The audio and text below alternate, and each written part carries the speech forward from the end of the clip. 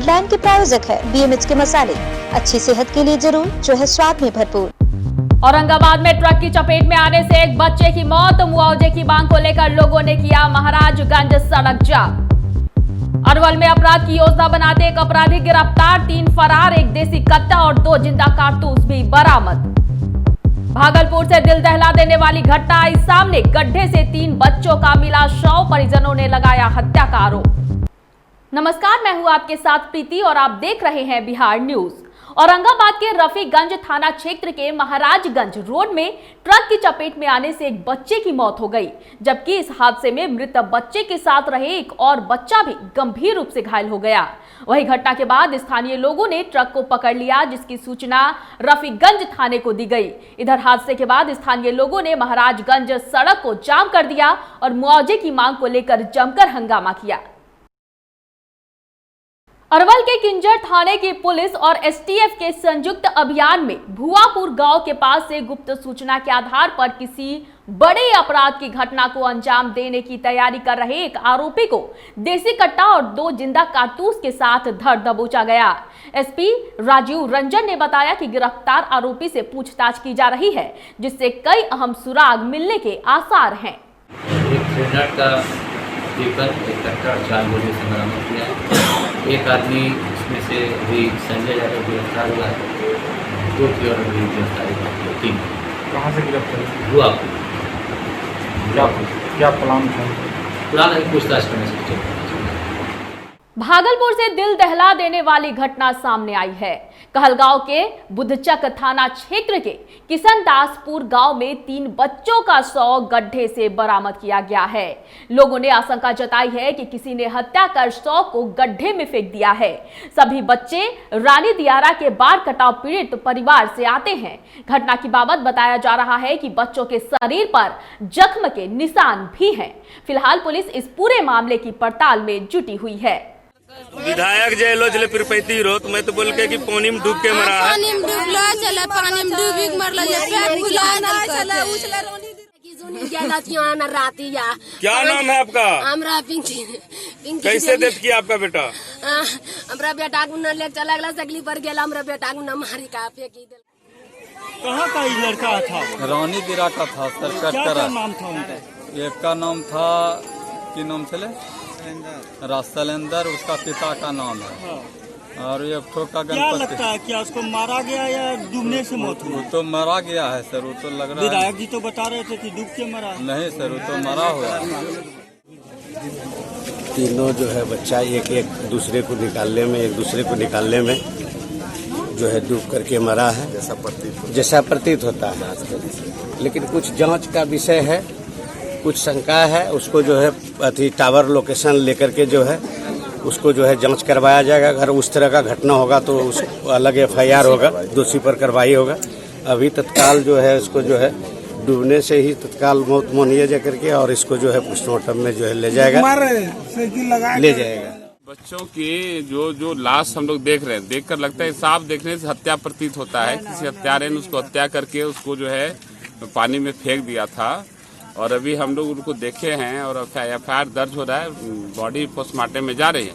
हमने यहाँ के मैंने डिप्टी SP साहब से बात किया, मैडम से, और वो पूरा शासन प्रशासन आज जो है कि पीड़ित परिवार के साथ है। FIR हो रही है और पोस्टमार्टम रिपोर्ट आएगा और फोरेंसिक जांच होगी। सारे बिंदुओं पर जांच करके और प्रशासन का, हम लोगों का पूरी प्रयास है कि अपराधी को खोजकर कड़ी से कड़ी सजा दिलवाई जाए और इस पीड़ित परिवार का जिसका घर उजड़ा है उसके जीवन बसर के लिए। अररिया सदर अस्पताल से महज कुछ दूरी पर इस्लाम नगर मोहल्ले में चल रहे एक फर्जी क्लिनिक में प्रसव के दौरान राधा देवी नामक महिला की मौत हो गई, जिसके बाद आक्रोशित परिजनों ने जमकर हंगामा किया। स्थानीय लोगों के द्वारा घटना की सूचना नगर थाना पुलिस को दी गई। वहीं घटनास्थल पर पहुंचे नगर थाना अध्यक्ष ने कहा कि मृतिका के परिजनों के द्वारा अभी तक लिखित आवेदन नहीं दिया गया है। आवेदन मिलने के बाद जांच कर उचित कार्रवाई की जाएगी। जो डॉक्टर ऑपरेशन किए थे उसका नाम तो नहीं पता, लेकिन उससे पता चला था रात में कि वो सदर अस्पताल में भी ऑपरेशन करता है और यहाँ पे भी ओवर टाइम में आके काम करता है। उसने बताया था हमें कि हम यहाँ पे भी आके काम करते हैं ओवर टाइम में, लेकिन मुझे उसका नाम नहीं है पता। नर्स ना गया वहाँ से जवाब दे दिया। हम सोचे अभी इतना बड़ा 12 बजे रात में मैं कहाँ लेके जाए। आशा था बगल का, वो बोला कि चलिए ठीक है, एक तो वहाँ का डीलिंग है, जाते हैं। वही स्टाफ उसको बोला, जो जांच किया था वही स्टाफ उसको गया फिर बोलने के लिए चलिए वो डॉक्टर के पास। हम तो यहाँ कभी नहीं आए थे, डॉक्टर के पास हमको देखा नहीं था। हम फर्स्ट बार रात वाला बात था, हम लोग तो अंधा थे। मेरा गाँव का चाची आशा है, तो 30 दिन आता है तो डेली वही काम करता है, उसको तो जानकारी था। हम लोग उसके भरोसा में रहे, लेकर आए यहाँ। तो यहाँ से क्या, यहाँ जब गच लिया तो हम लोग का भरोसा हो गया, डॉक्टर बढ़िया है तब न गछा। फिर यहाँ जांच लिखा, फिर 800 रुपया दिए दूठो जांच में, दूठो जांच करके ला करके इसको जांच दिखाए तो फिर वो गछा तो बोला ठीक है ऑपरेशन हो जाएगा। कोरोना संक्रमण ने जहां पूरे देश की रफ्तार को ब्रेक लगा दिया है, वहीं स्टेशन के करीब रहने वाले लोगों के सामने भुखमरी की नौबत उत्पन्न हो गई है। दरअसल 7 महीने होने को आए हैं। अररिया कोट रेलवे स्टेशन के करीब छोटे फुटकर दुकानदार आज भुखमरी की मार झेल रहे हैं। इनका कहना है कि कटिहार जोगबनी रेलखंड पर ट्रेन बंद हो जाने के कारण उनकी दुकानदारी पूरी तरह से चौपट हो गई है। इस दुकानदारी से किसी तरह से पूरा परिवार चलता था, लेकिन 7 महीने के बाद भी रेल का परिचालन शुरू नहीं हुआ, जिससे कारोबार पर काफी बुरा असर पड़ा है। चाहे बेटा समझिए चाहे मालिक समझिए, ट्रेन जब से बंद हुआ है तब से हम लोग खाने के लिए मोहताज हैं। कोटा में अरवा चावल देता है, उसका भात खाया हुआ नहीं जाता है, कुछ खाता है कुछ बर्बाद होता है। मैं हमेशा सफ़र करता हूँ अररिया से कटिहार। अभी जो है लॉकडाउन की वजह से ट्रेन बंद है, जिसकी वजह से काफ़ी दिक्कतों का सामना करना पड़ रहा है। बस में या लोकल जो जाते हैं लोकल गाड़ियों से, उससे जो है भाड़ा भी दुगना होता है और गाड़ी जो है बंद है, इसके लिए बहुत ही कठिनाइयों का दिक्कत का सामना करना पड़ रहा है। के लिए आए हैं बेंगलोर के लिए, गाड़ी नहीं दे रहा है, उसकी वजह से हमको वापस भेज रहा है। और जो है कि लॉकडाउन में आके हमको यहाँ 6 महीना हो गया है, अब तक जो है टिकट नहीं बना है। और बस में सफ़र करते हैं, बस में 10,000 8,000 पैसे पूछ रहा है बेंगलोर के लिए, बिहार से बेंगलोर जाने के लिए। तो बिहार सरकार से निवेदन है कि वो ट्रेन जल्द से जल्द से खुलवाए। गाड़ी है ये नहीं है तो दुकानदारी कैसे चलेगा? हमको तो कोई है ये नहीं है, कोई नहीं है, नहीं बेटा बेटी कोई नहीं है, पति भी नहीं है। दुकाने से जीना मरना था, गाड़ी बंद है, कैसे जिएंगे, कैसे खाएंगे, कैसे पिएंगे, कैसे रहेंगे? रामविलास पासवान के निधन के बाद दनियावा बाजार में लोजपा, राजद, कांग्रेस, भाजपा व वाम दलों समेत सभी राजनीतिक दल के नेताओं और कार्यकर्ताओं ने श्रद्धांजलि सभा का आयोजन रणजीत कुमार पासवान के नेतृत्व में किया। सभा को संबोधित करते हुए भाजपा के वरिष्ठ नेता कुंवर विजय पासवान व दलित सेना के जिला अध्यक्ष दिलीप कुमार ने कहा कि रामविलास पासवान भारत के 6 प्रधानमंत्री के करीबी रहे और केंद्रीय मंत्री भी रहे। इस काल में वे सभी दलित, पिछड़ा व सवर्ण वर्ग के गरीबों के हितैषी रहे। देखिए, बड़ा ही गम का विषय है कि भारतीय इतिहास के स्वच्छ और स्वस्थ राजनीति के स्वर्णोक्त हस्ताक्षर का आज पटाक्षेप हो गया है। उनकी दिवंगत आत्मा की शांति के लिए दनियावा प्रखंड के इस हर्ष बाजार में इस कार्यक्रम का आयोजन किया जा रहा है। सबसे बड़ी बात यह है कि 50 वर्षों के लंबा राजनीतिक जीवन जीने के बाद भी एक भी आरोप इनके ऊपर आज तक नहीं लगे, ये अपने आप में बहुत बड़ी बात है और राजनीतिज्ञों के लिए, आने वाले पीढ़ियों के लिए भी ये प्रेरणा का स्रोत बन सकता है। इसे प्रेरणा लेने की आवश्यकता है। मोतिहारी के चकिया में आशा दिवस के मौके पर अनुमंडलीय अस्पताल परिसर स्थित नवनिर्मित ANM हॉस्पिटल में 1 दिवसीय प्रशिक्षण कार्यक्रम का आयोजन किया गया। इस कार्यक्रम में आशा फैसिलिटेटर व आशा कार्यकर्ताओं ने हिस्सा लिया।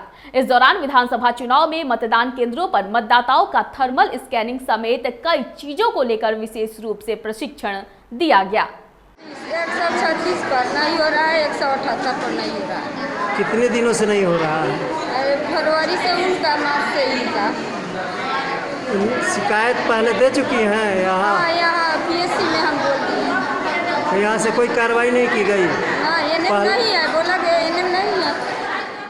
हमारे प्रभारी सर दीपक सर के द्वारा, मैनेजर सर के द्वारा हम लोग को प्रशिक्षण में बताया गया कि हम लोगों को कोविड-19 के माध्यम से ही काम करना है। और ये जो है आगामी विधानसभा चुनाव के मद्देनजर प्रशासन ने विधि व्यवस्था बनाए रखने और भयमुक्त मतदान कराने को लेकर हर तरह की कवायद तेज कर दी है। बता दें कि हिलसा में अर्धसैनिक बलों के द्वारा फ्लैग मार्च निकाला गया, जिसका नेतृत्व प्रखंड विकास पदाधिकारी राजदेव कुमार रजक ने किया। फ्लैग मार्च के दौरान लोगों के बीच भयमुक्त होकर मतदान करने की अपील की गई।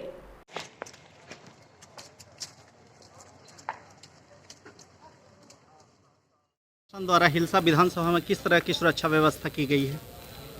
जी, अभी आगामी 3 नवंबर 2020 समय 7 बज के पूर्वाह्न से अपराह्न 6 बजे तक के चुनाव के हेतु सभी तरह की तैयारी लगभग पूरी कर ली गई है। विधि व्यवस्था से संबंधित कोविड-19 को भी देखते हुए हमारे डीएम सर और आरओ सर अभी हैं एसडीओ सर के निर्देशानुसार उन्हीं के देखरेख में समस्त हमारे 4 ब्लॉक हैं, हिलसा, कराय परसुराय, परवलपुर और थरथरी।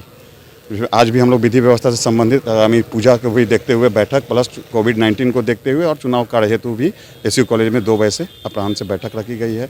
लगभग पूरी है। इसको एक लेके हम लोग आज हमारे सीपीआई में पैरामिलिट्री फोर्स के साथ हम लोग फ्लैग मार्च भी करेंगे, लोगों को सेंसिटाइज भी करेंगे और स्वीप एक्टिविटी के तहत उन लोगों से अपील भी करेंगे कि आप लोग अपने कोविड-19 प्रोटोकॉल को देखते हुए मास्क यूज करते हुए, सैनिटाइजेशन यूज करते हुए, अपने जगह पे सोशल डिस्टेंस बनाते हुए अपने बहुमूल्य वोट का।